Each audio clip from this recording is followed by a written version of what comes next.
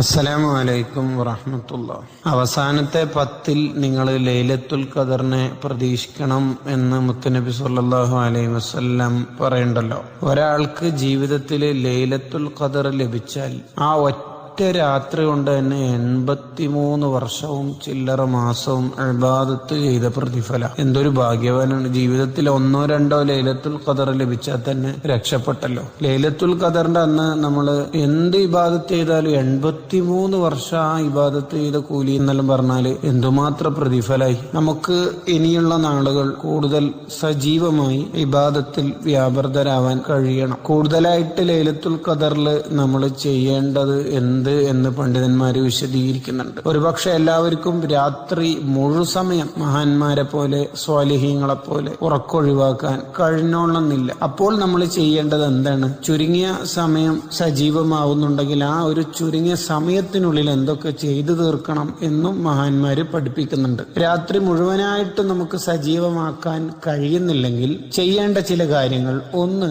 അഫുവിന് വേണ്ടി മാഫിയത്തിന് വേണ്ടി നമ്മൾ ദുആ ചെയ്യണം. അഥവാ അല്ലാഹുമ്മ ഇന്നക അഫുവൻ തുഹിബ്ബുൽ അഫ്വ ഫഅഫു അന്നി എന്ന ദുആ അധികരിപ്പിക്കണം. ലൈലത്തുൽ ഖദർ എപ്പോഴാണ് എന്ന് അറിഞ്ഞാല് ഞാൻ എന്താ ചൊല്ലേണ്ടത് എന്ന് ആയിഷ ബീവി റളിയല്ലാഹു അൻഹ ചോദിച്ചപ്പോഴേ നബി സല്ലല്ലാഹു അലൈഹി വസല്ലം തങ്ങൾ കൊടുത്ത മറുപടിയാണല്ലോ അത്. അപ്പൊ ലൈലത്തുൽ ഖദറിൽ ചൊല്ലൽ ഏറ്റവും കൂടുതൽ പുണ്യകരമായ ദിക്റുകളിൽ ദുആകളിൽ പെട്ട ഒരു ദുആ ആണിത്. രണ്ടാമത്തത്, കൂടുതൽ പ്രതിഫലം കിട്ടുന്ന ചെറിയ ചെറിയ കാര്യങ്ങളുണ്ടാവും. അത് ധാരാളമായിട്ട് ചെയ്യാം. നമുക്ക് ഏതായാലും രാത്രി ഉറക്കൊഴിയാൻ ചിലപ്പോ എല്ലാ രാവുകളിലും അവസാനത്തെ 10-ലെ എല്ലാ രാവുകളിലും കഴിഞ്ഞോണമെന്നില്ല. അപ്പൊ കൂടുതൽ പ്രതിഫലം കിട്ടുന്ന ചില കാര്യങ്ങൾ നമ്മൾ ചെയ്യാം. ആയത്തുൽ കുർസി ഖുർആനിലെ ഏറ്റവും ശ്രേഷ്ഠമായ ആയത്താണ് എന്ന് വന്ന ആയത്താണല്ലോ. അത് കുറെ ഓതുക. ഇദാ സുൽസിലത്തി സൂറത്ത് ഖുർആന്റെ പകുതി ആണെന്നല്ലേ 2 വട്ടം ഓതിയ ഒരു ഖത്മ് തീർത്ത കൂലി. അത് നിശ്ചിത എണ്ണം വെച്ച് ഓതുക. സൂറത്തുൽ ഇഖ്ലാസ് ഖുർആനിന്റെ 3-ൽ-1 അതും കുറെ ഓതുക. പിന്നെ സൂറത്തു കാഫിറൂൻ ഖുർആന്റെ 4-ൽ-1 എന്ന് വിശേഷിപ്പിക്കപ്പെട്ട ആയത്താണല്ലോ. അതും കൂടുതലായിട്ട് ഓതുക. പിന്നെ 10 ഖത്മ് തീർത്ത പ്രതിഫലവും ഖുർആനിന്റെ ഹൃദയം എന്നൊക്കെ വിശേഷിപ്പിച്ച സൂറത്തു യാസീൻ അതൊരു തവണയെങ്കിലും